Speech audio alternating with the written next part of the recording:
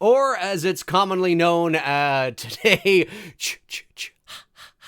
hey, how the hell are you, everybody? Welcome to Saturday Movie Night. Just making sure everything is on here. I got monitor over here, monitor here, monitor here. I think we're live. We're good. We're good to go. It is Saturday, June the 15th, 2019. And welcome to those who are joining us after the broadcast. For those of you that may not know and are new to Saturday Movie Night is a level number 3 and 2 live exclusive via my Patreon. Now, if you want to have an opportunity to vote on the movie that I watch and give commentary on, you have to be part of level number 3. But if you're part of level number 2, you can also join in on the live broadcast. And then once the live broadcast is done, it goes up online for everybody to watch. And sort of the idea of this, of course, is that I'm going to give commentary on a movie that my patrons choose and via a vote out of 5 movies. And this week it is the original Friday the 13th, sorry, from 1980, my favorite of the Friday the 13th series. And and of course, you're encouraged to watch along, whether you have it on Blu-ray, DVD, VHS, whatever. Just watch along with me. Now, obviously, you won't be able to see the movie for copyright reasons, but I'm going to give live commentary, and you can watch along with me. So I'm going to let you guys know when I'm about to hit play here and where it's going to start. So hopefully everybody will be ready. Dantastic says, and the countdown begins. I think that was a bit earlier. This part 2 and part 6 are my faves in the series, says Tommy Ricknow. Yeah, I like the first 4, I think, are a solid little sort of series in and of themselves, and part 1 is my favorite for a variety of reasons, which I'll probably talk about here in this episode of Saturday Movie Night. So the chat room is open, so feel free to ask me some questions while we watch, or give some commentary on your own as well. I encourage that. And yeah, so let's get this thing started. Okay, I am hitting play now, and I will tell you where it... Okay, so the Paramount logo is coming up. The stars, it says Paramount, a Golf Plus Western company. That's what I'm seeing now on the screen. And we're fading out of that.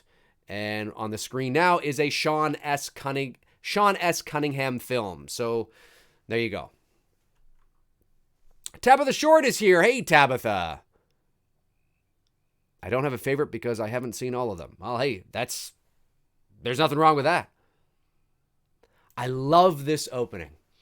You guys know me. You guys know that I love mood and atmosphere. And this little low-budget horror movie from the 1980s, Camp Crystal Lake 1958, it says, it was shot for what, $550,000, $600,000 or so. And it's got some great mood and atmosphere. And there's a psychological component to this movie that you've often heard me talk about that is big for me to the success of this movie. And I got to tell you, the music established in this first installment, it is creepy music. And I don't just mean the... I'm talking about... just the rest of the music is eerie and unsettling. I'm at the scene now where, I won't say anything for those who may not have seen it, but the killer, you know who I'm talking about, POV shot walking into the cabin where the kids are sleeping. And this is the only time in the Friday the 13th series, I believe, outside of Friday the 13th Part 6, Jason Lives, where we actually see kids at the camp. I stand to be corrected on that, but I think that's true.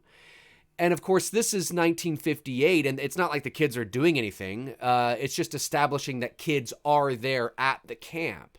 In Jason Lives from 1986, I believe, you actually see kids at the camp, and kids actually become part of the shit going down.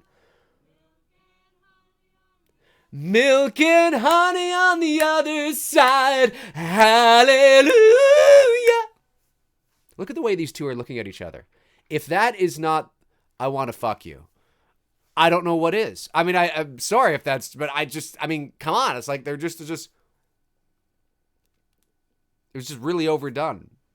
That was quite frightening. Sorry about that, folks.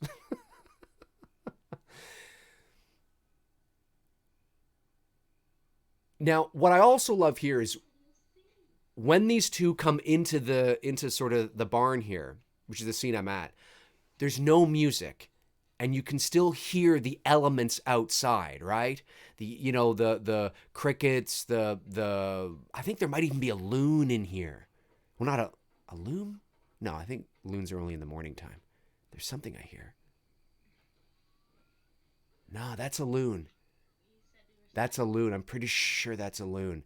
That's really cool. Like, I love that. I love that it really makes you feel like you're there. That really important out in the middle of nowhere, wilderness sound, and it just adds to the tension to me. 1980s makeout scene here.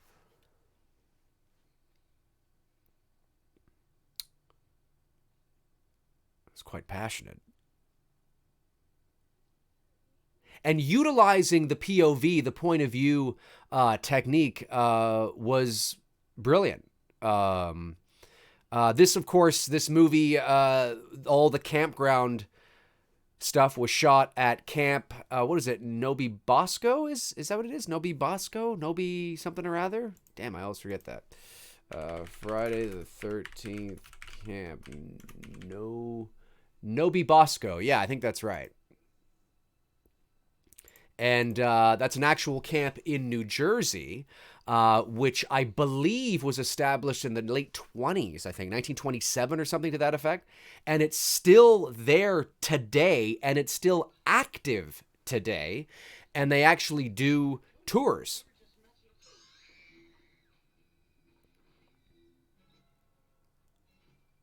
Yeah, this music is great.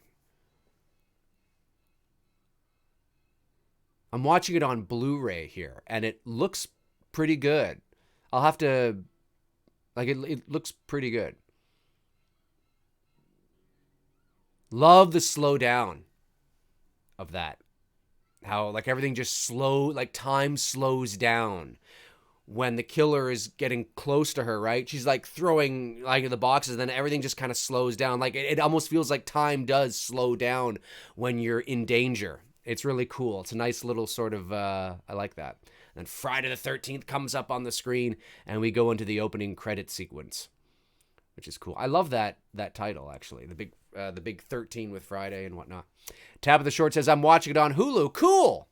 Darren Sands in the house. I like the movie, but I have a few issues with it. For me, the reveal is a little nonsensical. The movie plays like a whodunit, but the reveal is a character who's not been in the movie whatsoever. That's true. That is true. I haven't really given it that much thought. I just going by what you've said. I think that might be sort of the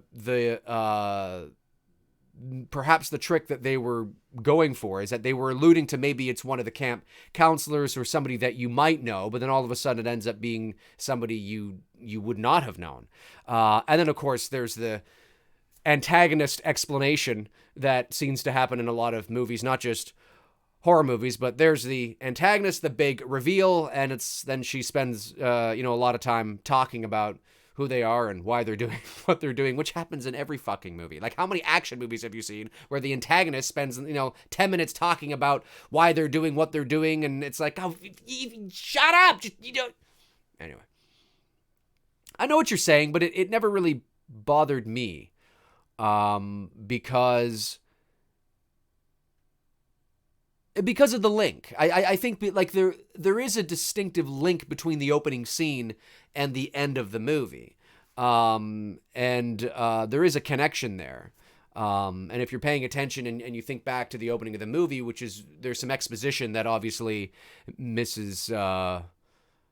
Voorhees has and says. And, it never really bothered me. I get what you're saying, but that's not something that bothered me. I don't think it's a great movie. I mean, Friday the 13th isn't a great movie. None of the Friday the 13th films are great movies. They are what they are. But this is my favorite because of the unknown factor to it, and there's adds a layer to the movie that the other films don't have. Here we are in Blairstown. Is it Blairstown, New Jersey, I think? Looks identical today. If you were to go to Blairstown, the only difference you would see, I mean, there'd be some cosmetic differences, obviously, on the storefronts, but everything looks pretty much the same. And we have our character of Annie walking into the store now, trying to get a ride to Camp Crystal Lake.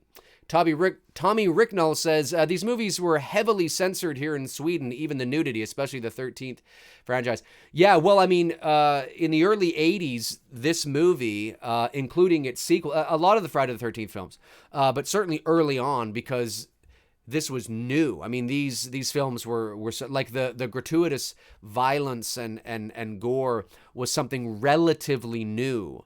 And I remember the MPAA, the Motion Picture Association of America, wanting Paramount to cut. There was a lot they had to sort of cut out and cut down and rework so it could get an R rating and not something like a, NC-17 or something, or is that higher than R? Lower? Anyways, whatever it is. Whatever would be after R. Oh, there's Crazy Ralph. You're all doomed. You're doomed. It's got a death curse. No, he doesn't laugh like that. But can you imagine if he did? It's got a death curse. They should have had him know. When like, what the fuck is wrong with this guy? Crazy Ralph. I think he passed away in 2004. If he were alive today, he'd be somebody everybody would want to get their photo taken with at conventions. Because in 2004, conventions existed, but not on the scale they do now. Like now, it's become a business now, and actors who were in big movies but never had much of a career after that have sort of found new fame and new limelight in these conventions. And Ralph certainly would have been a hot ticket. So now we're at the scene where Annie is in the car and she's driving with this, the guy, I forget the guy's name now. I always thought Annie was cute. I remember being a kid watching it when I was first getting into girls, and I remember thinking, oh, she's kind of cute. And being disappointed that she, in a few moments.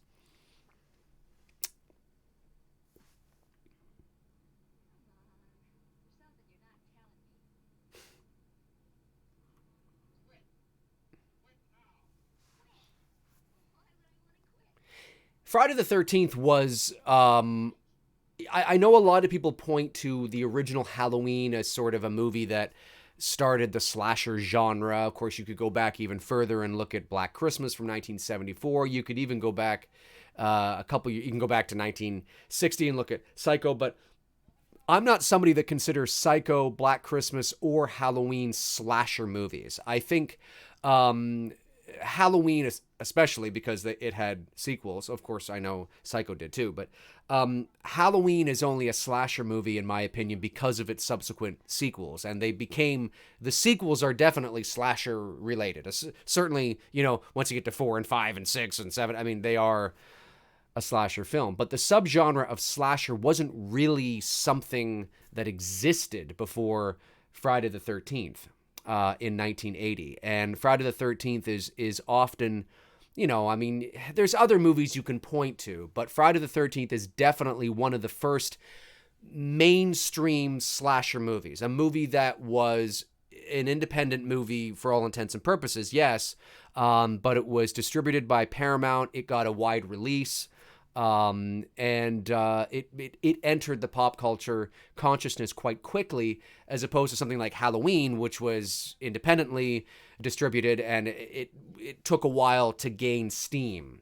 Friday the 13th, although it was mostly panned by critics, it made its money back. made a lot of its money back. But you could point to this movie as arguably the first movie that kicked off the slasher genre. Halloween to me is not a slasher film. It's more of a psychological thriller, but I mean, like a thriller relative to its time, and I think the same way of Black Christmas. When I think of slasher, I think of gratuitous violence, and Halloween, Black Christmas, and Psycho are not like that. David, hey David, Annie looks like 1980s Miss Elizabeth from the WWE. She does a little bit. You're right, she does. She does, and she was cute too. So, yeah. I have a thing for brunettes, so that's probably why I thought she was cute when I first saw her when I was like, when I first watched this movie, I was like, 6 or something, but I wasn't into girls then. But when I watched it, when I started to get into girls in my, like early teens, I was like, oh, she's kind of cute. Welcome to Camp Crystal Lake or Camp Nobi Bosco. I'd love to go, and it's not that far away from me. I mean, I'm in Toronto, so to get to the camp from here, maybe 7 or 8 hours. I mean, it's not it's not that far. It's not that far from me. There's Mr. Christie. Mr. Christie, you make good cookies.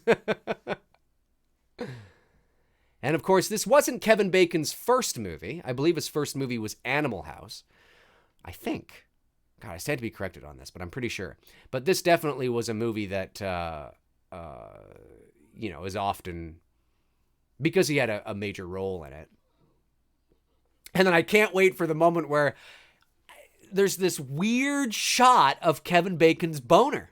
Like, and it's obvious, there's no way it's his actual package because of the shape. And I think they've put something. Why though? I don't understand. Like, they just want to make it, or maybe he's, I don't know. Maybe he had a glimpse of the dailies. I don't know if they were even looking at dailies with this low budget of a movie, but maybe he got a glimpse. I don't know. And he was like, dude, I didn't realize that was the way you were framing it. Look at my crotch. I look so small. No, dude, we got to shoot that again. I got to put something in there and make it look like I'm hefting. Make it look like I'm pulling something. Because there's just no reason. The way it's framed is like, the focus is clearly here on what's going on, but you cannot help but this is Kevin Bacon's boner. So obviously I'm at the scene now where Mr. Christie and the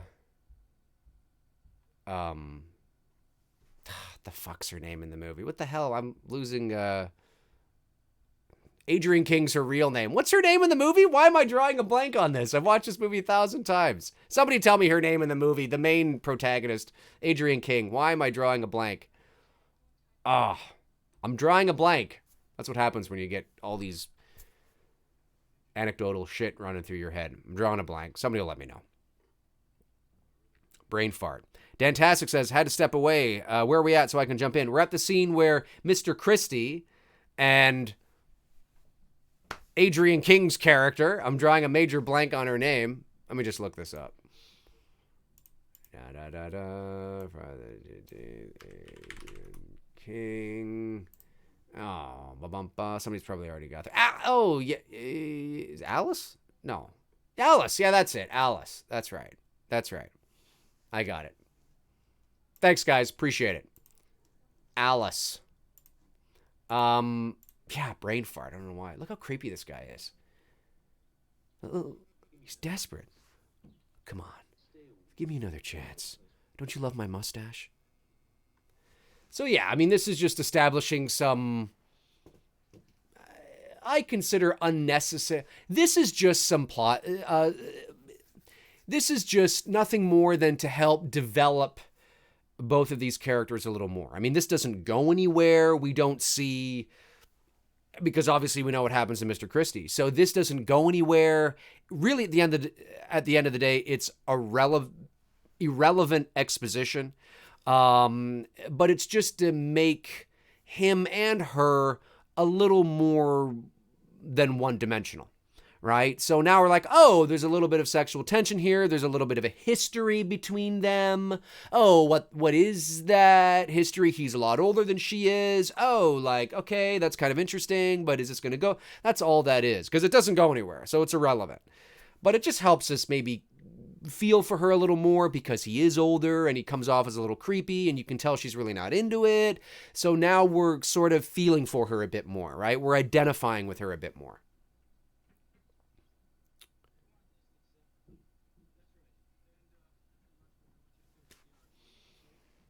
I love you guys. Alice, Alice, Alice, Alice.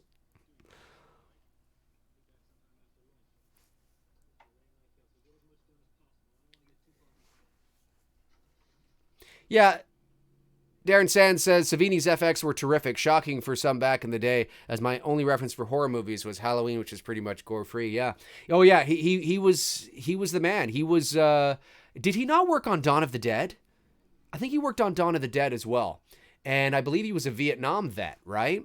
So he's seen some pretty horrific things. At least that's what I read, and he was able to sort of do his best to replicate that, that sense of realism in a horror movie. And for its time, yeah, the effects were really good. I always thought this girl was kind of cute too. This Brenda, right? I think her name is. She, sadly, the actress, she passed away about 10 or 12 years ago of cancer. She's not alive anymore. So she couldn't have been that old. She was probably maybe in her late 50s, early 60s, maybe. So I'm at the scene now where, I'm at the archery area where, the guy shot the bow and arrow and they're chasing each other into the back there. Now I'm at the scene where Annie is continuing to walk and she's about to be picked up by the Jeep.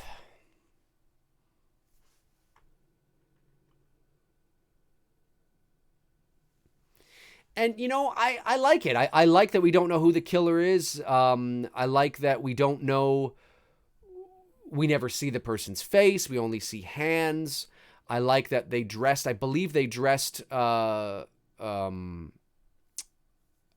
Palmer in men's clothes as well. Not necessarily the sweater, but the pants and the boots are very manly. So that's obviously to throw the viewer off. I like that. I like that we don't see through that. That's not necessarily Betsy Palmer driving, but we don't see her. We don't see who it is. Of course, I like that kind of thing. So that for me immediately. I mean, you do this immediately in any sort of movie, and I'm on board. That doesn't mean the execution is going to be good, but I always enjoy the concept because it's much more fun for the viewer, I think, when you often sometimes don't know who the killer is, and you're put in the same position as the characters on screen. Not necessarily Annie here because she knows who the killer is, but the mystery of the whole thing, the who done it and sort of what's going on. And I guess I like that. I like to be able to, it's creepy and it's eerie. And then of course you add the mood and the thunderstorm and the weird shit that's going to happen, which we'll get to. It makes for on its own, a very compelling little early creepy horror movie. And had they never done a sequel, I think this movie it still would have been a horror slasher classic. Just like Halloween. Now, Halloween is a far better movie, almost in every aspect. But I think had they not done a Friday the 13th Part 2, I don't think this would have, moved into obscurity like a lot of the early slasher films, early 80s films had. I think it just would have been like, oh yeah, that early 80s, yeah, Friday the 13th, I remember that.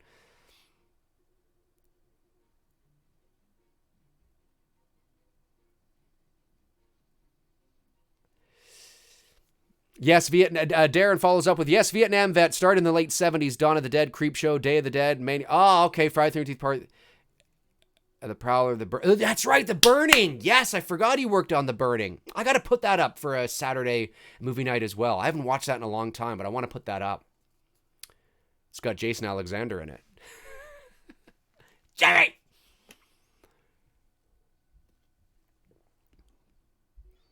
Oh no. Goodbye, cute brunette that didn't last very long.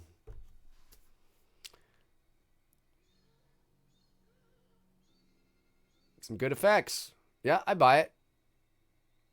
Ooh, the fade to white. And there is Camp Nobi Bosco. Looks identical to that today when you look at the photos. And that lake there is not really a lake. I mean, it is. It's, you know, it's big enough to be a lake, I guess. But it is, the actual name is Sand Pond, I believe. Sand, S-A-N-D, Sand Pond.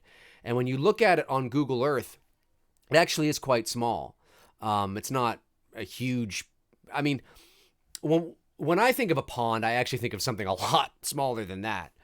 So, but you can see why it's actually called Sand Pond. But yeah, no, it's Camp Crystal Lake is actually Sand Pond. It's the original right there. And it's still there today. Jason Alexander and Holly Hunter, that's right. Forgot she was in that. See, I like that. I love that shot when they're like, you see something? And you're just showing the other side of the lake. You're not drawing attention to anywhere specific on the other side. You're just showing the other side. And you let the viewer fill in the blanks of what is or what isn't there. And there's probably nothing there. There probably was not an actor over there at all. That was probably just a cutaway shot that they had to get. Hey, Bob, can you make sure you get a shot across the lake? But when you cut it together and you have her going, you think you see something over there? What is it? And you just show it and you hear the elements and the camera's kind of moving. It's unsettling. And the viewer's like, is there? Well, because we know there's somebody over there because we just saw the hand and the POV shot. But from their perspective, you don't see anything, right? So we're kind of going, where are they? Where are they? I love it. Ooh, it's creepy. It's eerie. It's eerie to think that somebody could be watching you amongst the shrubbery, amongst the foliage like that. It's just eerie to think that. Like there's somebody because you're in the middle of nowhere at a camp. So it's like, who else is out here? Oh, it's creepy. I love that shit. So now, of course, we have the moment where, what's-his-face is drowning. Here comes Kevin Bacon's boner in a second. Well, he's not actually drowning. I think he's faking it, right? I can't remember. So many fucking horror movies use this trope. This little shtick, the fake drowning to get a kiss thing that... I can't remember. I think he is. Yeah, that's right. It was fake. Okay. And of course, we go back to the POV shot, watching. Hang on, we're going to get to Kevin. Is it here that we get to Kevin Bacon's boner? Maybe it's later. No, it must be later. Dantastic. Oh, Tabitha Short says, that guy in the jean shorts reminds me of Bud from Halloween 2. Yeah, a little bit. A little bit. Yeah, I could see it. Dantastic says, need to throw Fright Night in the mix for a horror night, unless you already did. Also, the seldom heard from Part 2. Fright Night Part 2. Yeah, maybe. I'm not a huge fan of the Fright Night films, but definitely I will, I can put them up there for sure. Now, according to the Friday the 13th 5-hour documentary, that's a real snake, and they actually killed a real snake, and I actually feel bad for the snake now. I love snakes. They're cool. And I think that's a real snake they actually chopped. And it's like, really? Why would you do that? Why wouldn't you? I'm sure a rubber fake snake existed in the early 80s that you could have got. Unless they were joking, but they seemed pretty serious when they said that. So now they're all in this cabin trying to hunt down the snake. So this is just, this kind of a scene here is to build that bond, to build that sense of friendship, that they're all together, kind of, oh, the snake, oh no. And they're all, it's a story that you would tell later on. Like, remember when we went to the cabin and there was that snake we killed? That's like one of these scenes. It's a bonding building scene where you just see them being, late teens, early 20s, just being silly. You see the pillow and everything, and here you go. He's gonna, oh.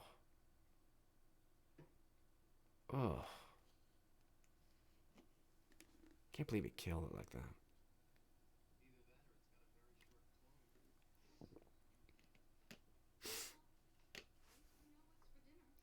That woman's not wearing a bra.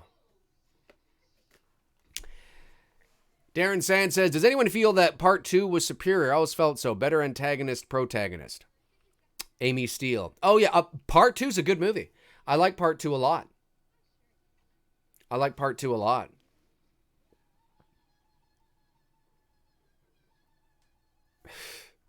Oh, you wouldn't get that now. Amy Steele. Yeah, Amy Steele. That's right. I think it's too bad she didn't carry on being in the next film. It's too bad they didn't. Both Elm Street and Friday the 13th had trouble keeping people that we could become emotionally attached to. I felt that with the Friday the 13th franchise. I also felt it with Elm Street. I feel like I'm starting over in part 2, and then part 3 comes along and it's a pleasant surprise, but then part 4 you feel like you're beginning over again, and then in 5 you feel like you're beginning over again, and then 6 you feel like you're beginning. There's always new people that you have to sort of get used to, and it sort of threw the momentum sometimes off for me.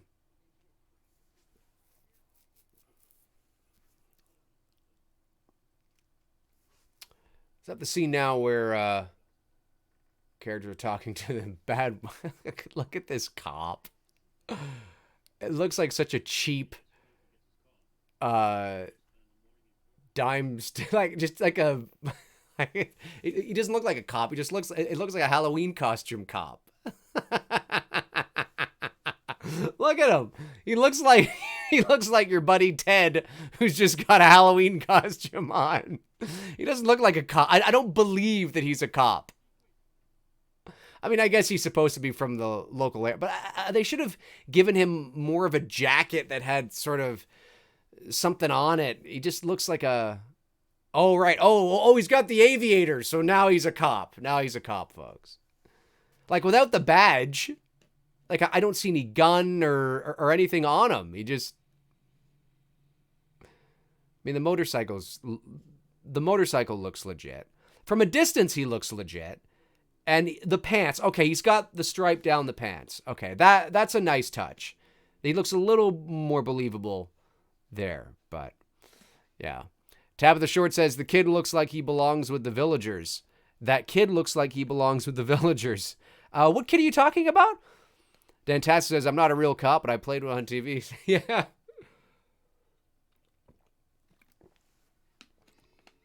Oh, there's Crazy Ralph. You see, Crazy Ralph was definitely the decoy until they let you in on the fact that it's... Well, I guess they don't really at any point.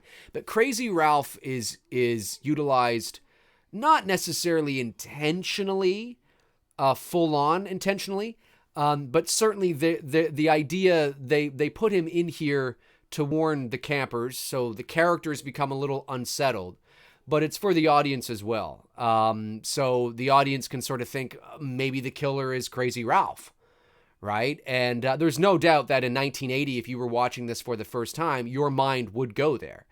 Also because it is extremely, it was extremely rare, certainly at that time, for your main antagonist to be a woman. And that was smart. So, you know, people were not expecting it to be a woman either. So that was always interesting. Oh, with the Indian thing on his head. Oh, right. Yeah, okay. I thought that's who you were talking about. Tabitha. And all these cabins are apparently still there. They're still there. Except for one. There's one cabin that's not. Maybe that's the main cabin. There's one cabin that's not there anymore, but a lot of the cabins are still there. And apparently they use the money that's raised through these tours that they do once every year or something. I don't know how often they do it, but it costs you money to do it. But they use the money to go towards the camp, right? I don't know, the Boy Scouts of America or something like that. They use that to help preserve the camp and keep it up in as best possible shape as possible. I think that's a great idea. The camp for Friday the 13th Part 2 is no longer there. It's been all the cabins and everything, that's been torn down. I believe that was shot in Connecticut, I think.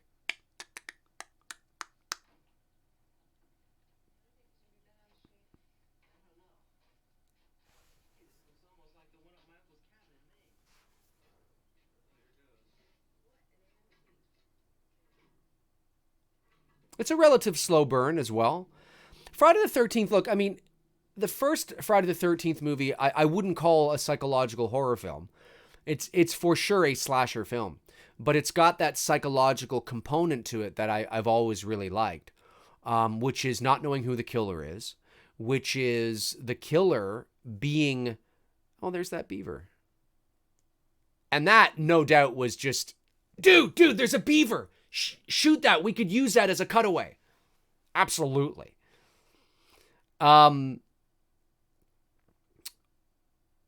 The idea that the antagonist is fucking with them. So, Mrs. Voorhees is not just going around and killing them. She's playing with them. She's fucking with them. And because we don't know who it is, she's messing around doing all sorts of voices out in the rain. And like, there's this, it's creepy. It's genuinely eerie to me. But Friday the 13th, as it evolved into part 2, 3, and 4, obviously it became, I don't want to give this, I don't want to give too much credit to this movie because it is a slasher film, a low budget slasher film, but it became less, it became more creature feature monster as the movies went on, and less, I love that. Now, see, now there's a perfect example. When this guy here in the 88 shirt looks up and he sees this body just kind of turn and walk into the cabin. I love how subtle that is. It looks like they're wearing a rain jacket. And I love that. You don't see the face, but I love how inconspicuous it is. He's out there. It's dusk. I love the look of this environment. He's walking around and he just looks up and all we see is just kind of, this body just kind of turn and walk into the cabin. I love that. It's not drawing too much attention to it. It's so subtle. It could be anybody. It could be one of his buddies, there's no musical cue or score to let the audience know, oh, hey, pay attention to this because this is important. Did you not see the body there? Did you not see the person walk into the cabin? No, there's none of that. It's just, it's all from his reaction. And I love that stuff. It just, when it's done well, it's cool. This lightning that is illuminating on Kevin Bacon's face here is not lightning. You can tell it's a light being turned up bright and then dimmed, but it works. Tommy Ricknell says, fun fact, Gene Siskel, famous movie critic, hated this movie so much that he gave away the ending in his review. I did not. I know he hated the movie. I didn't know that he gave away the ending. Way to go, Gene. Fucking idiot. Darren Sand says, wish I'd seen that review. It would have saved me wasting my time trying to guess who the killer was. I like it. I like the ambiguous nature of it and having the killer not who you would expect or who you would traditionally want to sort of think to, one of the kids, Crazy Ralph, Mr. Christie. Certainly Mr. Christie is on the list. I like that it was somebody completely different because there is a tie-in. If there was not a tie-in and if there wasn't any exposition explaining sort of like, oh, so she was the one at the beginning and that's who the counselor, oh, I see, then I might feel the same way. But actually, it's always worked for me. I always quite enjoy it. David says, oh, hey, look, it's future Freddy Krueger, Kevin Bacon, eye roll. Nah, he's not going to be Freddy. They're not going to cast him as Freddy. He's too old. He's 60 years old, for God's sakes. Robert Englund, when he was first cast as Freddy, was 35. They're not going to cast a 60-year-old Freddy. If you're going to cast a 60-year-old Freddy, you might as well just get Robert to do it. Of course, he's like 73, but still. Oh, the famous underwear shot as Kevin Bacon and this girl here are... Oh, no, she doesn't lose her life here. I forgot. I guess the power is out, so he's lighting a candle. Boob time. Yeah, she hasn't been wearing a bra all movie. So there you have it. Her death is one of my favorite in the entire movie. And then Brenda, I forget what happens before. Does she happen? I'll have to wait because I can't remember if Brenda gets it first or if she gets it first. But there's a couple of moments, the cinematography and the tension I absolutely love.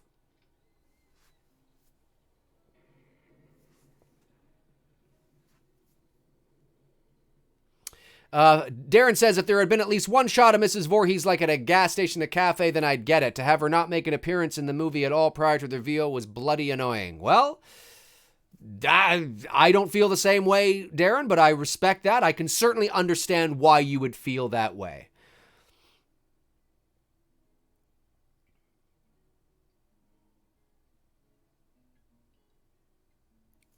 This guy's playing the guitar.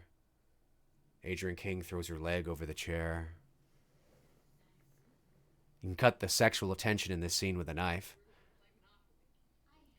Strip Monopoly. Why would you play Strip Monopoly? I'll be the shoe. Dantastic says, how did they not see a dead body of his friend on the top bunk while he was standing up? Boob vision, that's why. That's a good question. I got to look at that scene again. That's a good question.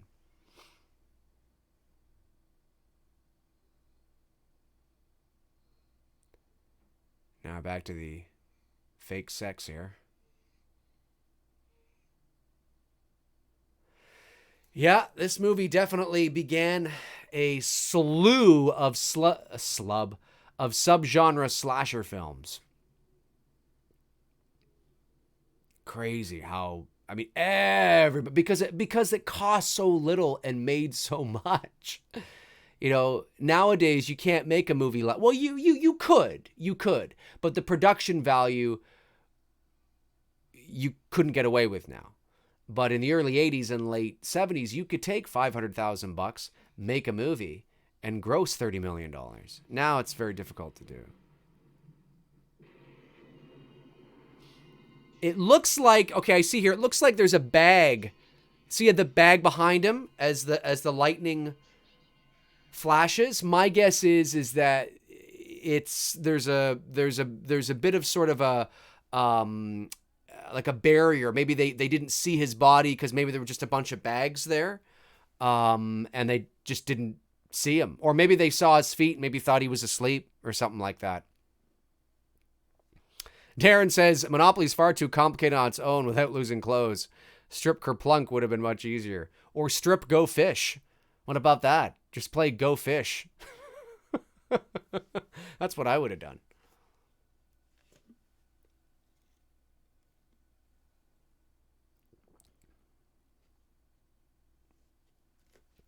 So she gets up.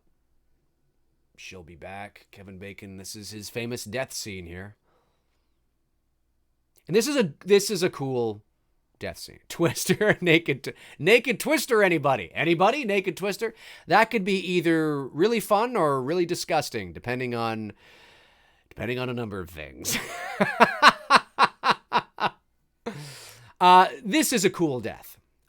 Definitely one of the cooler deaths in the entire movie. And yeah, original. Pretty cool. I love the fact that there's a storm. Anytime there's a storm and you can utilize the mood and the atmosphere, like just the idea of it being at a campground. So there's not a lot of light to begin with, right? So the lighting they do use, you're trying to emulate maybe a light source from the moon if there's a break in the clouds, or maybe, but every time they're outside in the rain, you only see where their flashlight is pointed. Right? And I love that sense of claustrophobia, that sense of darkness, where it's so dark that you only see where your flashlight is pointed because you're in the middle of fucking nowhere, in the middle of a storm. So your visibility is not only obscured because of the darkness in the trees, it's now obscured because of the thundering rain that's coming down. So I love that. I love that sense of isolation and yeah, just all on your own and being so dark that you don't know what's out there, you know, and to think that there's somebody out there that you don't know about. Really, really like that. Oh, I love that. I love the drop of blood on his head. It's so subtle. And there's no musical cue. It's just like, oh. And then we get the musical cue. Awesome. Oh, that would have been great. I'm just thinking in 1980, that would have been like, oh, shit. Now look at this. So you get a light from the outside there, but other than that, there's no light being cast, just that single light source. And then she turns on the light inside.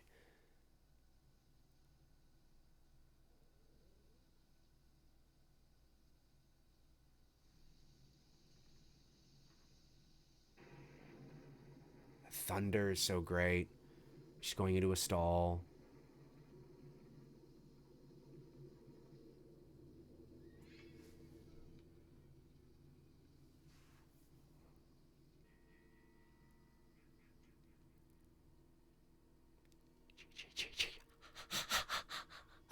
Of course, for those of you that don't know, I'm sure everybody in the chat does, but for those of you that might be watching after the feed that don't know, it's actually ma ma ma, as in kill her for me, mommy.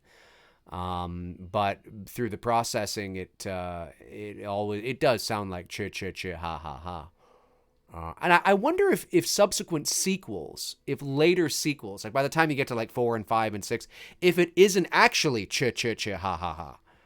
If they actually just went with it, I'd be interested to know that. Certainly in this one, it's not. And this is, I love this. I just love the look and the mood of this. You guys know me. Thunder, rain, isolation, a sense of vulnerability, not knowing who the killer is. No unnecessary false musical cues. Like when the blood fell on Kevin Bacon's head, it's not like there was a musical cue there, right? It was only afterwards. Now watch this shot. I love this. When the girl's at the sink and she looks down the hall. I think this is the shot, right? Is she gonna look down the hall? Yeah, I think she does. Sorry, I'm just turning this up. I love this. I love this shot. It's so creepy. And the music is great. It's old. Well, it wasn't old then. But the music is just, it's unsettling. She hears something again. She looks. Listen to the music.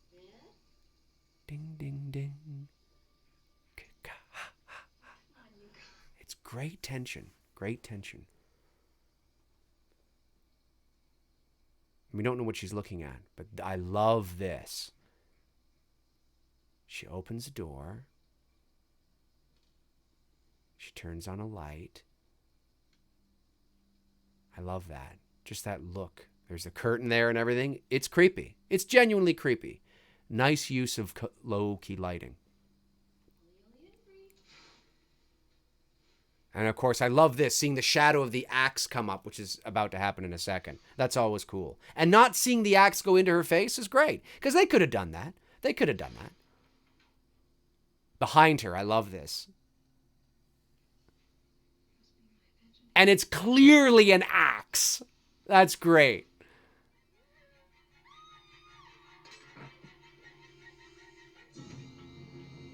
Yeah, it's cool. That's cool. The only thing I didn't like about that, but I mean, it's, you know, you have to, it's relative to its time, right? Is, of course, it looks like she just takes it. Ah! Like, oh my God, this is going to happen. Ah, do it. Just do it. Just do it. Just get over. Ah. But you can find that kind of shit in a lot of the especially these Friday the 13th films. Okay, so Brenda's not dead yet. So when Brenda goes into the bathroom and she's at the sink and she looks down and she looks in there, the curtain is slightly open, I believe, and you see a hand kind of come out and move away. Oh, it's beautiful. It's so creepy. And just the shot of her looking down at the stall with the light hanging there it's one of the creepy shots in the entire film. For me, it's genuinely creepy. Dantastic says, Strip Connect 4, 3214, no 4. That's what I was thinking. Why are you just standing there? Yeah, well, we can see that now, right? But again, it's so important to remember the time frame for which these films come out. You know, there was a lot of theater in a lot of older horror movies. There's the diner.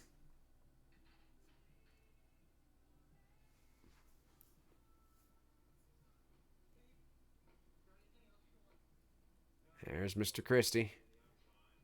He's got to get back to the camp. I believe that diner is still there. And look at the menu. The menu says Blairstown. It actually says Blairstown Diner. So that diner must still be there. I think it is there, but I mean that I've never noticed that before, that the actual menu says Blairstown Diner on it. That's pretty cool.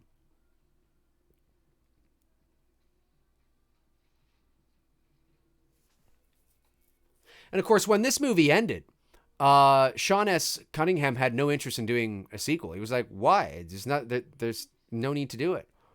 And there were a lot of people that were very much against making Jason the main antagonist. They thought it was dumb. Excuse me.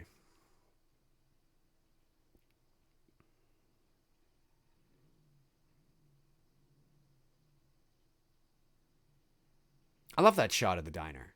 And you see how Mr. Christie also drives a Jeep, you see. So that shot right there of him driving the Jeep, you know, that's great. Because for an audience back at this time would think, oh, the person who killed Annie at the beginning of the movie was driving a Jeep. Mr. Christie drives a Jeep. Wait a minute here, right? A lot of Jeep driving. So definitely they're trying to throw you off. This is great. This is one of my favorite scenes. I can't explain it beyond, it's just the feel of the scene, the lighting. I can feel being there. It's the look when she looks down, and just the look. Now pay close attention to the hand. For those of you that might not know or might not have noticed, look for the hand. It's not there yet. Wait for it. Actually, maybe it comes after she leaves. I can't remember. She's brushing her teeth right now. Music is there again. That's such an eerie shot when she looks down there. There's the hand. There's the hand. And goes away. Creepy. And just that shot, like it's just the way it's framed and set up, and it gives me the heebie-jeebies. It's just like I can imagine a slow tracking shot inwards or something that would be creepy as well. Like, what's in there? What's behind there? Who is it? Look at that shot. It's just creepy the way the light falls onto the curtain and there's darkness behind the curtain. Ugh, just gives me goosebumps. Might not seem like a big deal to any of you guys, but I really like it. It's very creepy. Just the look, it's just creepy. I would never go back there like that. It's just like, ugh, it's eerie. And she's like, whatever. But I love that you see that little hand and it comes away. You know? So as you can see, watching this movie, and of course she turns off the light and you just see the thing kind of dangling. Watching this movie, you can definitely, even though the films the kills are gory, you can definitely see the psychological component to the movie that is not in the subsequent sequels. Now, obviously, if you know who the killer is and they make it obvious and they show you who it is, and you're going to lose that sense of mystery. So, and I'm not saying that every Friday the 13th film should have necessarily had that, but it's one of the reasons why I enjoy watching this movie so much. That and the rain and the atmosphere and the sense of isolation is quite creepy. Darren Sand says Harry Manfredini. Manfredini? I think that's how you pronounce his name. Yeah, the guy that did the music, sampled Pink Floyd's 1968 song "Careful with That Axe," Eugene, for the score. You can clearly hear "Kill, Kill, Kill" in the song. Interesting. I did not know that. I'll have to check that out. Okay, I love this. So the POV shot is coming up to the window where Brenda is, and she's inside writing in a diary maybe or something.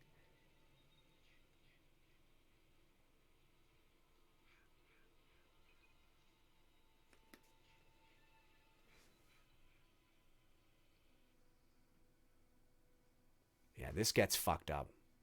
This is where it gets fucked up. It's like, now imagine. This is why this is that component I'm talking about. Imagine now. This is you at this location in this cabin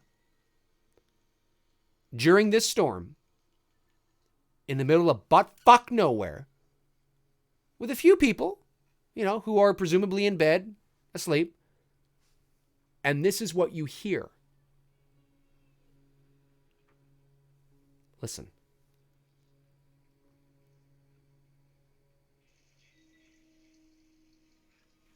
Like,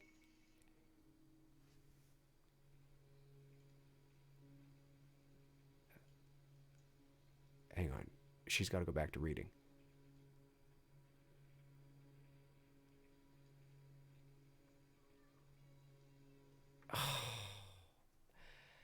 What the fuck? Help me! That's supposed to be Mrs. Voorhees. She's running around in the fucking storm, but it sounds like a kid.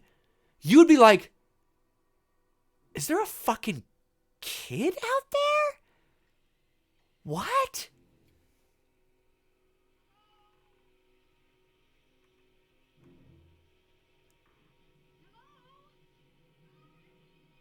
Did you hear that? Over here! Now, obviously, that's not actually Betsy Palmer. That probably is a kid. But it's supposed to be Betsy Palmer fucking with the camp counselors. I mean, I would be like, there's a fucking kid out here going, help me, over here. I'd be like, I mean, just the rain, the thunder, the setting, the location. I'm like, what the fuck? And I love that. I love that it actually sounds like a kid. That's another thing they try to sort of trick you with, right? And then, of course, they have Betsy Palmer at the end of the movie do her best sort of, kill her, mommy, kill her. So then you kind of go, oh, okay, I guess it was her in the rain trying to do her best kind of thing. Frightening. And that, again, that layer that they've just added here to the movie, because if you're watching this for the first time in 1980, you don't know that it's not a real kid. Maybe it is a kid. Maybe there's a fucking kid out there. Maybe there's two kids out there. So that level that they're adding is like, what the fuck is going on in this movie? I'm at the scene now where Brenda's about to meet her demise here on the archery range. Dantastic says, I don't, he was at the diner though. Not enough time to kill and go some diner pie. Oh, you're talking about the diner. No, that's true, but it's still placing the seed of doubt in your mind because of the Jeep. Because why have him drive a Jeep that looks nearly identical to, Mrs. Voorhees' Jeep, right? Tommy Ricknell says, yes, that help me moment is the most disturbing in the franchise because it literally sounds like a child. And maybe it was. Maybe it wasn't. Maybe it was one of the girls on set or something that was able to get her pitch and tone there, perhaps. But I guarantee you it's more than likely not, Betsy Palmer, right? So that was frightening. And that just, to me, is another layer to this film that the subsequent sequels don't have. And I'm not suggesting that they should have it. I mean, Friday the 13th became what it became. By part 4 and 5 and 6, I mean, it's your creature feature, right? It is what it is. But this very first movie, it's a slasher, it's a gore film, but there's something there. If you're somebody that does like a little bit of something rather than just gratuitous violence, because there are slasher films that are nothing but gratuitous violence. Like there's not, not only is the plot weak or simple, like Friday the 13th, there's nothing really good. There's not a lot there to grab onto. You're just watching death after death after death. With the original Friday the 13th, in my opinion anyway, there's a little bit there. You're just like, this is some good mood, good location.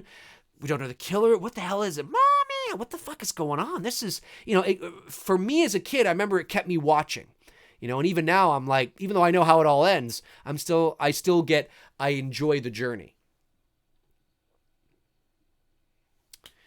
David says, yeah, that diner still exists, Dave. I live 1.5 hours south of it. Very cool. That's awesome. Only an hour and a half south of the Blairstown Diner. You should go up there. Hey, if I lived an hour and a half from the Blairstown Diner, I'd be going up there to get something to eat. That's cool. Seeing the axe in the bed. And here is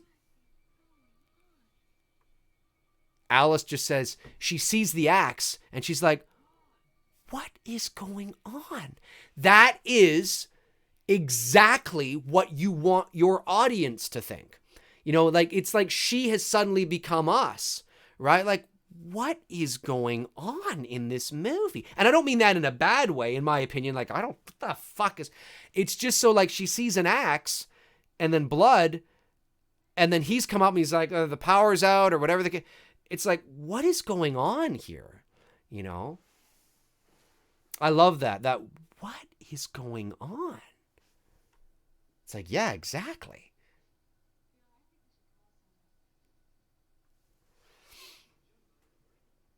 The cinematography in this movie is actually pretty good.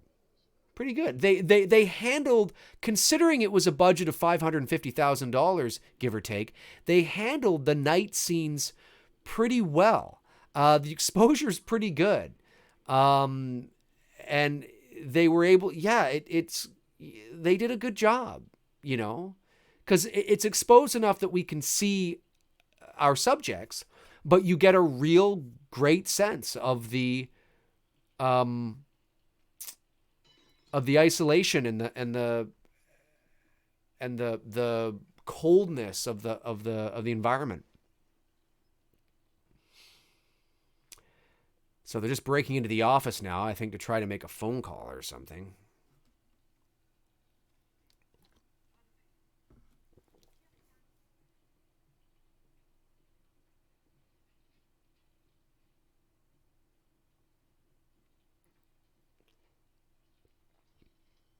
Oh, yeah. And then we see that the line has been cut. The phone line has been cut. When finding an axe in the bed, breaking a window is the least of your worries. That's true. That's very true. If I was in this position, I found an axe in a bed, I wouldn't be giving a shit. I love how the truck doesn't start either.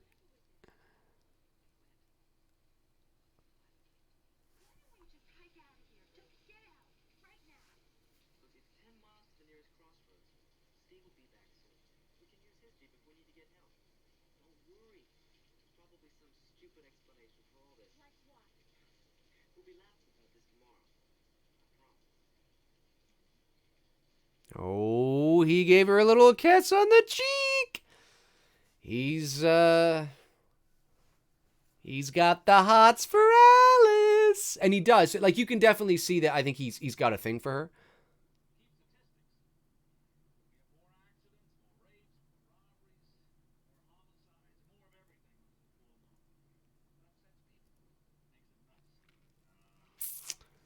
Oh, he did. Oh, yes. Yeah. That would be unsettling. I mean, imagine that. Like, again, I guess it's just I'm putting myself in the position. There I am at this camp, and everybody has disappeared, and it's thunder and lightning outside, and I find an accident. My first thought, obviously, I think for most of our first thoughts would be, oh, this is a prank. Like, there's guys, come on, they're playing a prank. But it would be unsettling. It'd be creepy.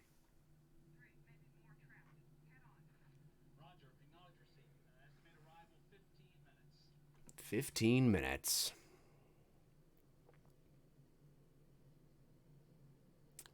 He's lighting up the cherries. Light up those cherries. Wasn't that line in a Halloween film? Was it Halloween? Oh, no. I think it was Friday the 13th Part 6. Wasn't it Friday the 13th Part 6? Jason Lives, when that guy who's playing the father of the main woman, I think he's like chasing after Tommy Doyle, and he's like, what does he say? He's like, blast those cherries or something, or like put on the cherries or something like that. Of course, he's talking about the lights, something like that. Now, I love when Mr. Christie comes across Mrs. Voorhees here, because there's a sense, because he says, oh, it's you. So that tells the audience, oh, yeah. Oh, hi. Oh, hi. What are you doing on this, out in this mess or something? But that tells us that, oh, Mr. Christie knows who it is, and then that gets your mind thinking again, like, well, wait a minute. Okay. So if it's not Kevin Bacon's character and it's not her character and it's not her character, maybe it's the guy that Alice is with, but then wait a minute, what's going on here? I love how it dangles a carrot, like you think you have a grasp of who it might be, but you really don't. And for the same reasons even that Darren alluded to. And that's something that, of course, Darren doesn't like, but something that I actually didn't bother me. I don't feel cheated by it. I feel sort of a sense of, I like the ambiguous nature of it and really making me kind of go, Not that there's ever an opportunity for me to figure out who the character is, because there really isn't. And I think that's what Darren was talking about, is that there really isn't, because you don't see her early in the movie, there's never an opportunity for you to figure it out. And that's right. And that's okay. For me, that's okay. But I can understand how some people might think, well, yeah, but then how am I, like, that's not like, like maybe if you showed her at the beginning or showed one little scene with her, at least I can have her on a list. How am I supposed to have somebody on a list that is nowhere, that I don't even know exists? And it's like, I completely understand that. But for me, that execution actually worked. Not to say that I think it's something you do in every movie like this, but in this particular film, it never bothered me. Dantastic says, I feel like that would have been more impactful had she shown up at least at the diner or something. Mrs. Voorhees, yeah, I mean, you know what? Some people, you're entitled to think that, and I'm sure that you're not alone. But for me, it's just something that never really bothered me. I enjoy discovering, because there is exposition at the end of the movie, and it does relate to the beginning of the movie. It's not like the beginning of the movie begins with Annie, right? Had the beginning of Friday the 13th begun with Annie, and then there's this woman at the end, and you're like, oh, okay. But the movie actually begins in 1958. So you see something that is important, and those deaths in 1958 are important, and they're probably going to come back to mean something later in the film, but you don't know how, when, or with who. And then, of course, at the end of the movie, when Mrs. Voorhees is going through some typical killer exposition 101, you make the connection. You go, oh, so she was the one at the beginning of the movie that killed those two. Okay, I see what's going on here. And of course, she talks about how her son drowned in the lake and that she all the kill her, mommy, kill her, and all that kind of stuff. So that for me, I think that's why it didn't bother me. If the movie had begun just with Annie, in present day, and there was no connection whatsoever, I would probably feel the same way. I'd probably be like, okay. But then you look at something like Black Christmas, where there is no rhyme or reason or who the killer is at all. You don't know who the killer is. You don't know why he's doing what he's doing. And that movie actually ends very not so good. I mean, it doesn't end well. It ends with a big sort of, oh, this didn't end happily at all. And you never get an explanation for anything. 2 different movies, 2 different narratives, 2 different executions. Black Christmas isn't necessarily a whodunit. Although you could think that maybe one of the people in the house is doing it. But valid points, though. Both you guys. Valid points. But I think the reason why it works for me is just the simple fact that there is a connection, even though it's a small one. There is something I can look back at the beginning of the film and go, oh, I see how they sort of, brought it home. Now, correct me if I'm wrong, but Brenda, who is about to come through the window here in a few moments, is actually I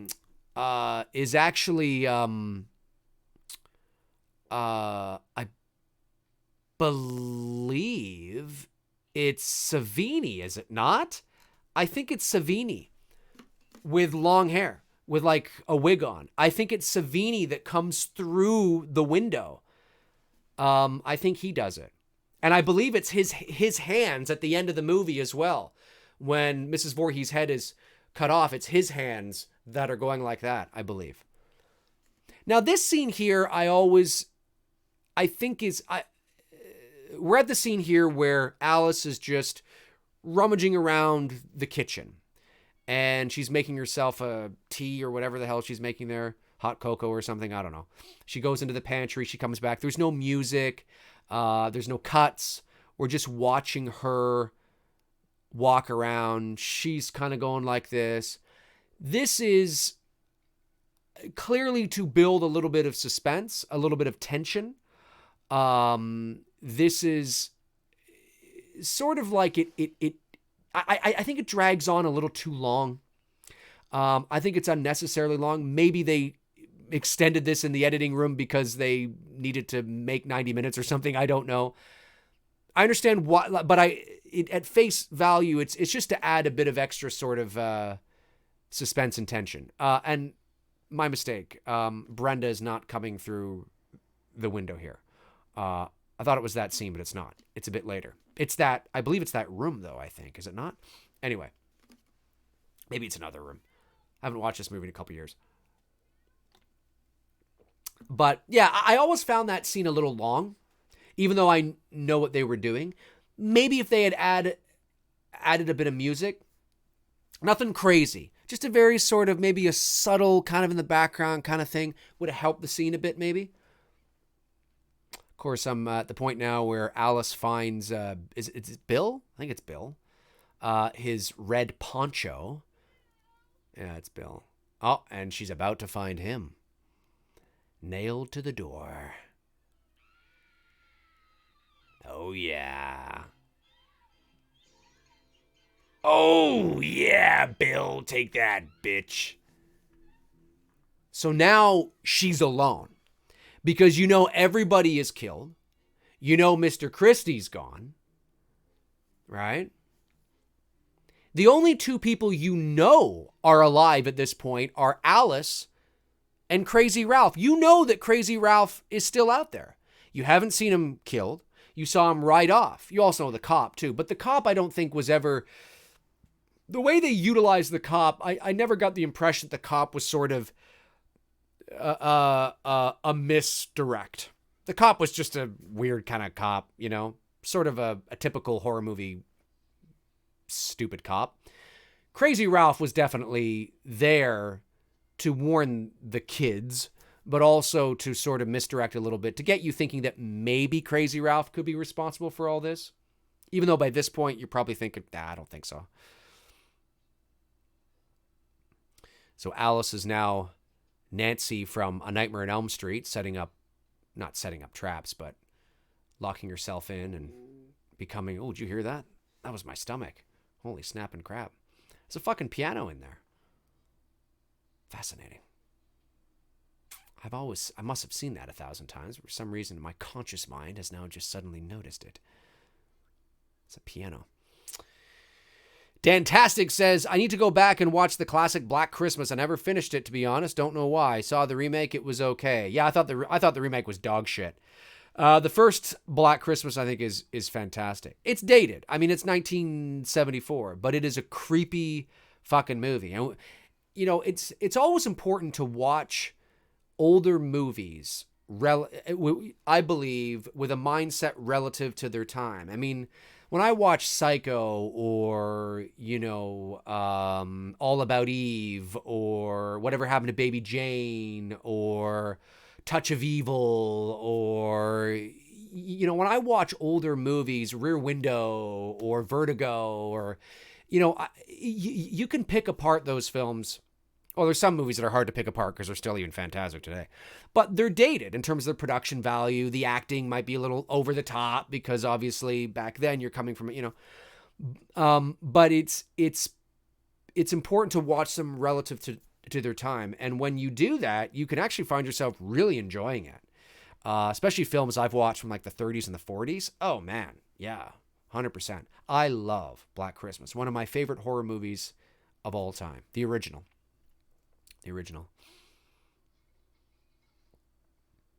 I never said you said it was great.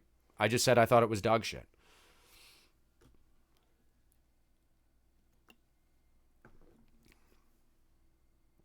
Yeah. So now Brenda or Savini is going to come crashing through the window here. So this is Savini. There he is. Yeah, and I buy it. You can sort of tell that the body's a little more thicker, but because the cut is immediately to the actress playing Brenda, you buy it 100%. So, like, for example, this shot, a little long. I don't know if she would be going, you know, and taking this much time. But, you know, again, it's relative to its time. You know, they're trying to make it seem really horrific. And again, in 1980, watching this in the movie theater, it would have been. But looking at certain things now, because we live in a faster, our movies are cut faster, quicker cuts. I'm not saying that it should have cut immediately, but that was a little overdone, maybe, perhaps, just a bit. And then here comes a Jeep. And here she comes, Mrs. Voorhees.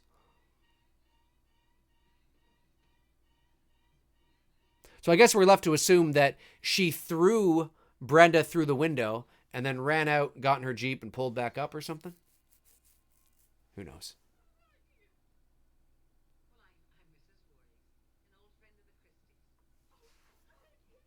I'm Mrs. Voorhees, an old friend of the Christies. So that right there as well, when I was watching this, was like, oh, okay, maybe that links back to when Mr. Christie said, oh, it's you. What are you doing here, right?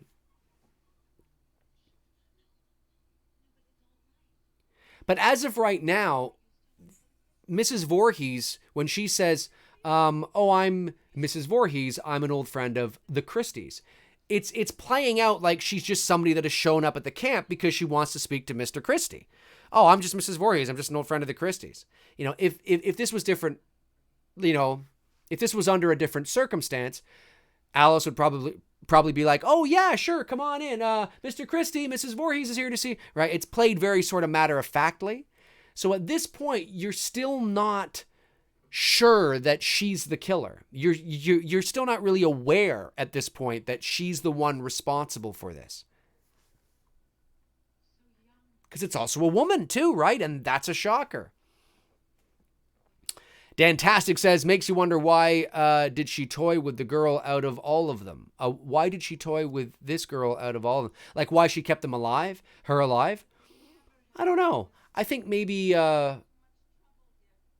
Now here she goes into... Oh my God, that's my stomach again. Woo! I got to get something to eat. I haven't had dinner. That's the problem.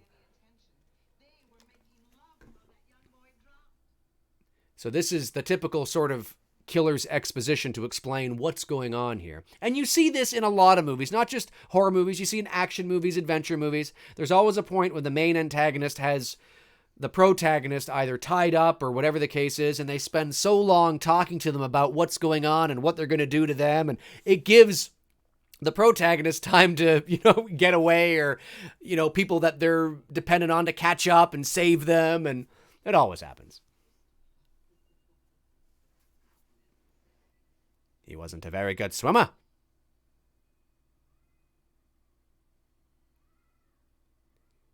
Kill her, Mommy.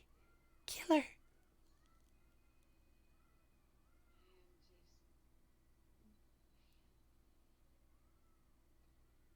Betsy Palmer did a really good job. Because you have to remember, Betsy Palmer was a classically trained actress. She came from the theater. She was a very well-known name at that time. And to have Betsy Palmer in this movie is the equivalent of having Donald Pleasance in Halloween. That's what it was. Maybe not on the same scale, but a well-known actress that a lot of people knew, who was well established at that time. To have her in this low-budget horror movie it brings a sense of credibility to the film, and that was. And this here is great too, because she's speaking in the first, she's speaking to Alice as if she's the one that is directly responsible for the drowning of Jason. So it goes to show you where psychologically there's this psychological disconnect between reality and these delusions that Mrs. Voorhees is having. She's so devastated. She hasn't gotten over the death of her son. She's so irritated. I love that. Annie's death. Seeing Annie in the Jeep. And that right there. So she's been driving around in this Jeep the whole time with Annie just fucking dead beside her. And then Mr. Christie falls down from the tree. I love that kind of stuff. So at this point, obviously, you realize that, oh my God, it's this woman who we've just found out that has lost her kid at this camp 20-something years ago. And she's going fucking nuts. And what she's saying also, like I said, lets you know where she is psychologically. She's lost all sense of reality, and that can be frightening. There it is. Kill her, Mommy. Kill her. I will, Jason.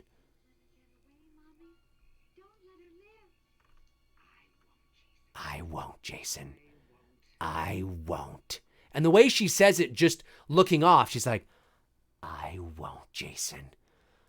I won't. She's not there. She's not, those people, look, people who kill other people are generally speaking not there. But you can definitely see almost the psychosis that this woman has. You can see the disconnect from reality is very apparent. And that absolutely in 1980, would have been something so creepy. And again, even though the storm has stopped, and Mrs. Voorhees now is turning the power back on, even though the storm has stopped, you definitely still get a sense of the darkness and how dark it is out there. Just love it. Love the mood and atmosphere and everything. Dantastic says, schizophrenia is definitely a factor. Maybe she does not directly remember the kills until Jason starts crying out to her. Yeah, listen, there's no doubt that you could do a whole psychological profile and makeup on Mrs. Voorhees. And there's certain things about her that are classic. And there's other things that are probably still to be discovered. But you can definitely see, look at the way she says that. Kill her, Mommy. Kill her. That is, today we look at this movie and look, it's almost 40 years old, right? It's a bit dated. But you watch it way back in the day and it's who the fuck is this woman? Jesus Christ. It's frightening. And it's not that the movie got great reviews. It didn't. It's not that it was an instant horror classic. It wasn't. It's not that it's a great horror movie, because it's not. It is a slasher, low budget, but it looks better and it comes across as a bit better than a lot of the other films in and around its time. The acting there in the fight scenes is a bit dramatic, but you also have to remember too that, again, a lot of movies from the 50s and the 60s and the 70s are very melodramatic in terms of their acting and their fight scenes because they're coming from the stage. I mean, the stage came first, and on stage you had to be big. You had to be very big. With film, you go much smaller because you're shooting on a frame like this, whereas when you're on the stage, you're performing on a stage in front of thousands of people, and you have to go big in order for your audience to be able to see what exactly is going on. So the fight scenes in this movie, they're a little dated in terms of being maybe a little cheesy, but it holds up all right. It holds up all right. A passage of time showing the moon and the clouds going by the moon. That's classic. I have that in a couple of my movies. Here she is again. Like she's fucked up. And Mrs. Voorhees, I believe the official story is she was a cook at the camp, correct? Like way, way back when Jason was actually at the camp as a kid, she was a cook there, I believe. So she has a history with the camp, and there's just a lot of things that she has not let go.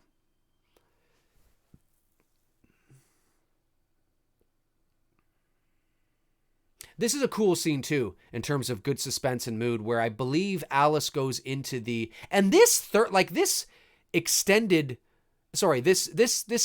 fight scene, if you will, between Alice and Mrs. Voorhees goes on for quite a bit.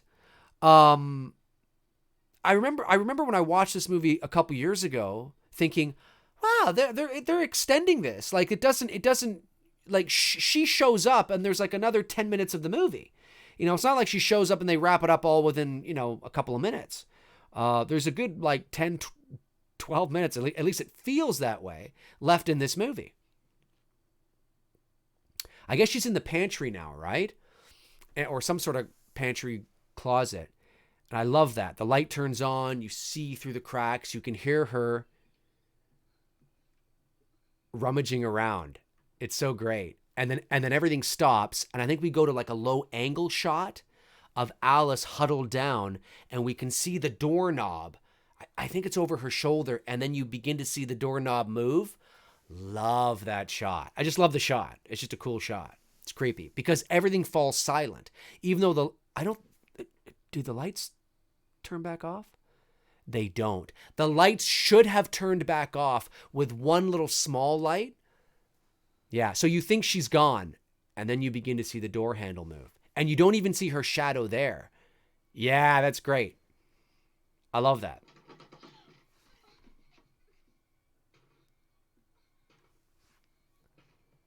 Yeah. She wants in. She's a fucking tough cookie, man. Mrs. Voorhees.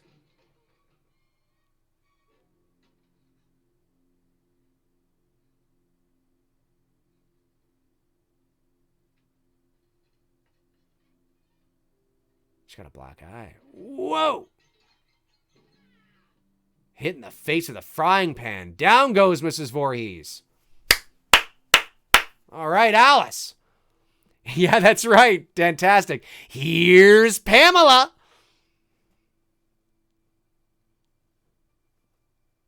You know what would have been cool? Is if she broke through the door like that, and you just see her face, like a Shining thing. Because Shining and Friday the 13th came out, The Shining and Friday the 13th came out the same year. Of course, you wouldn't want to copy it, but it just would have been cool maybe if one, she's there and she's like, kill her, mommy, kill her. But I'm like, oh my God, holy shit. Like, I would not be sauntering down to the beach like that, knowing that I haven't killed the woman. I've just maybe knocked her out. I'd be running up the road. I would be running. Maybe try to get in her van, her Jeep. So there's a dead body in there. If the keys are there, I'm getting the fuck out of there. I mean, I get why they didn't do that, obviously, but. And then we see the shadow behind Alice. And she's back.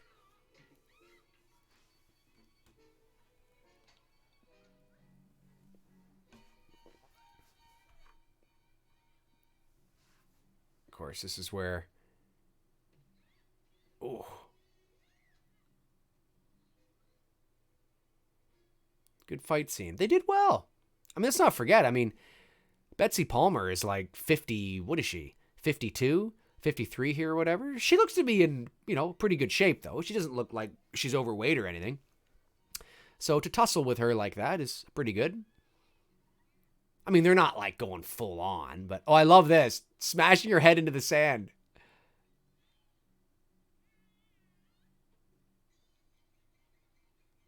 Here it comes.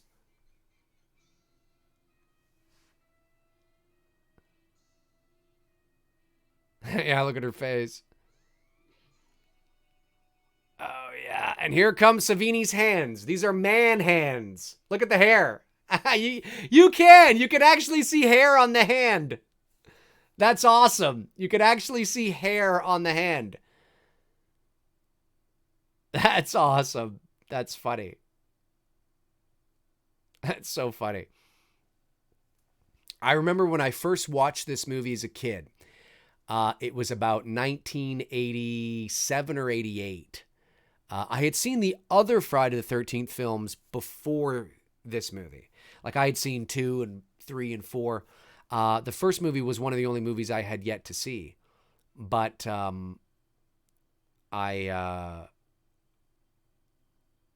remember when I watched this movie, I remember thinking, oh my God, her head got chopped off. You know how like you're 8 and you're like,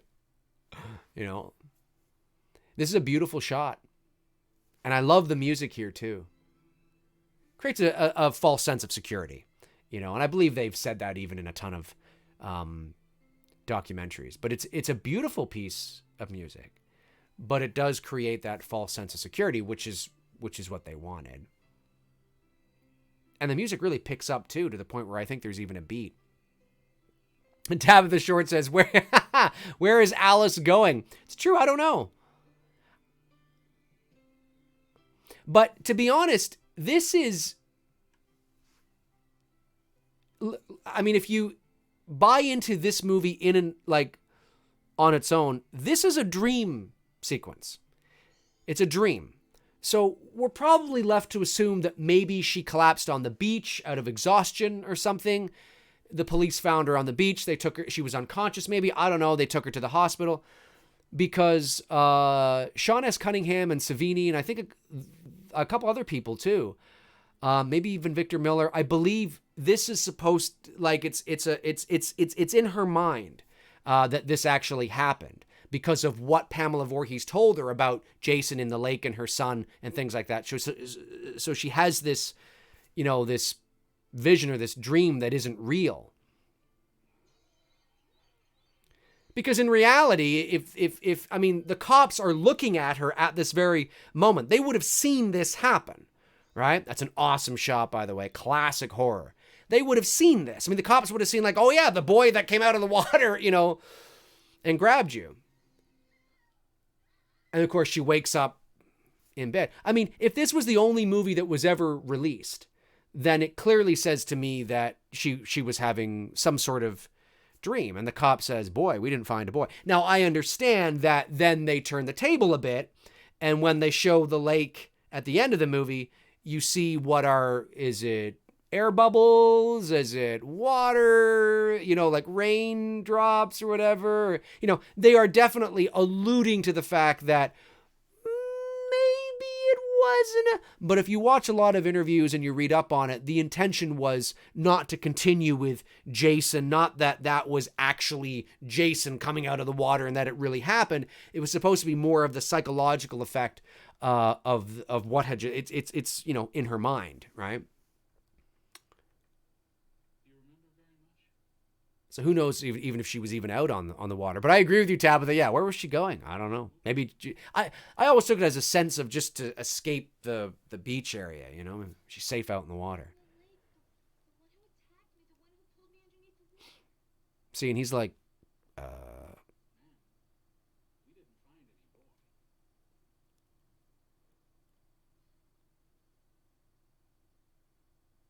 And maybe she did go out in the canoe, out onto the water, but the Jason thing never happened. That was a dream, but they just found her out there, rowed her in, and, and took her to the hospital. That's possible too. I know there are going to be some Friday the 13th fans that want to say that, yes, no, that actually did happen. He did come out of the lake and do that. But that wasn't the original intention of the scene. But of course, you see little bubbles here in a second. Not bubbles, but you'll see little bloop kind of in the water. I think, anyway. Yeah, so you can kind of see it over the corner. See? Out the bubbles. Even just a slow, zoom up on the lake, even without the bubbles, conveys that maybe message anyway. The fact that they had that, I think, was just bonus. But yeah, that was a cool ending. And then, of course, Sean S.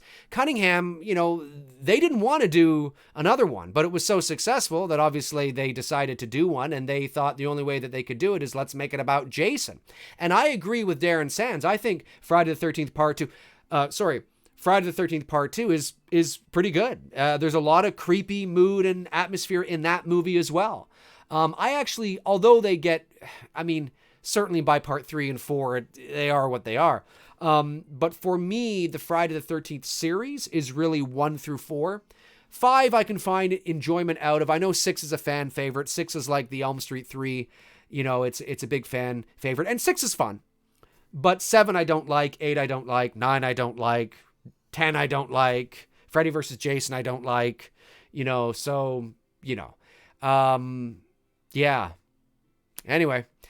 Pretty awesome stuff. Definitely, this is my favorite in the series, but I do like Part 2 and 3 and 4 as well. I do find good enjoyment out of those. But man, to imagine to be in this kind of a situation would be fucking frightening. Dantastic says, good show, Dave. First one I was actually able to catch. Awesome, Dantastic. Well, thanks for joining us. That's awesome. We do this once a month, give or take. Sometimes I might have to push it a bit depending on my schedule, but that's the goal anyway, so do it once a month, and we'll see what next month brings in terms of Saturday movie night. So that's going to do it for me, ladies and germs, here on this Saturday, June the 15th, 2019. That was Friday the 13th, and that was fun. And for everybody watching after the live feed, pop in the movie and watch along with me. It's always fun to do that. So yeah, I had a good time. I think you guys are awesome. Thank you everybody again who is in the chat room for your support each and every month on the channel. It is much appreciated. And don't forget, tomorrow night on episode 27 of Two Dudes and Some Bullshit, it is an all Q&A. At the beginning of the show, Tony and I are going to be talking about, we'll just sort of touch on the Dr. Sleep trailer and the announcement that Blumhouse is going to be remaking Black Christmas. We won't spend a lot of time on it because we want to get to your live questions. But we'll touch on that at the beginning. But it's an all Q&A tomorrow night on episode 27 of Two Dudes and Some Bullshit. So that's going to do it for me here on Saturday movie night. That was a lot of fun. Thank you for tuning in. I think you guys are awesome. It's always fun when Darren can tune in, and Tabitha and David and Tommy Ricknell, and of course Dan Tastic was able to join us this time as well. And even if you weren't in the chat room, but you were watching along, I think you guys are awesome. So thanks a lot. Really appreciate it. So in the meantime and in between time, I will talk to you guys soon.